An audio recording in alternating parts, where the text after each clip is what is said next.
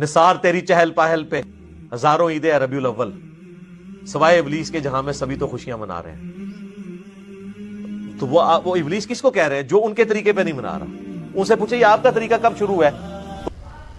یہ جو صاحب فرما رہے تھے کہ آپ کا کون سا طریقہ ہے، ہمارا کوئی طریقہ نہیں، بلکہ جو اللہ اور اس کے محبوب نے ہمیں طریقہ بتایا ہے ہم اس پر عمل ہو کے عید میلاد النبی مناتے ہیں۔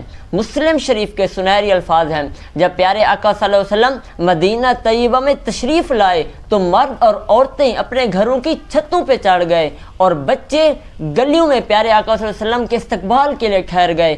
صرف ٹھہرے نہیں بلکہ یا محمد یا رسول اللہ کے نعرے لگانے لگ گئے۔ تو اس سے معلوم ہوتا ہے یہ جو پیارے آقا صلی اللہ علیہ وسلم کی آمد پر جلوس نکالنا ہے یہ اصحاب پاک کی سنت ہے، یہ ہمارا طریقہ نہیں بلکہ یہ پیارے آقا صلی اللہ علیہ وسلم کے پسندیدہ لوگوں کا طریقہ ہے۔ یاد رکھے گا سکول و کالج کے تحت بھی لوگ جلوس نکالتے ہیں، احتجاج کرتے ہیں، جب مہنگائی آ جائے تو لوگ احتجاج کرتے ہیں، اسی طرح ناموس رسالت کے خلاف بھی لوگ احتجاج کرتے ہیں۔ وہ احتجاج وہ جلوس کرنا جائز ہو گیا جب محبوب مصطفیٰ کی آمد آ گئی، اس کی آمد پر جلوس نکالنا ناجائز۔ اور دوسری بات یاد رکھیے گا کہ یہ جو کمکنے لگاتے ہیں یا لائٹیں لگاتے ہیں یہ ہمارا طریقہ نہیں ہے، بلکہ اللہ تبارک و تعالیٰ نے ہمیں اس کے بارے میں حکم دیا۔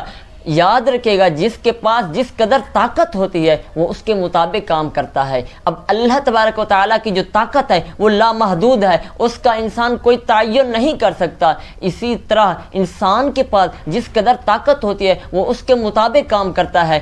جب پیارے آقا صلی اللہ علیہ وسلم کی ولادت و سعادت ہوئی تو اماں آمینہ فرماتی ہیں میں نے کیا دیکھا کہ میری گود کے اندر آسمان سے چاند اور تارے ٹوٹ ٹوٹ کر میری گود میں آ رہے ہیں۔ اب اس سے کیا ظاہر ہوتا ہے کہ جس کے پاس جس قدر طاقت ہوتی ہے وہ اس کے مطابق کام کرتا ہے۔ اب اللہ تبارک و تعالیٰ کی جو طاقت وہ تو لامحدود تھی، مگر پیارے آقا صلی اللہ علیہ وسلم کی آمد پر اللہ تبارک و تعالیٰ نے چاند اور ستاروں کو حکم دیا جاؤ جا کے میری محبوب کی آمد کی وجہ سے ان کی والدہ کی گود میں گر جاؤ۔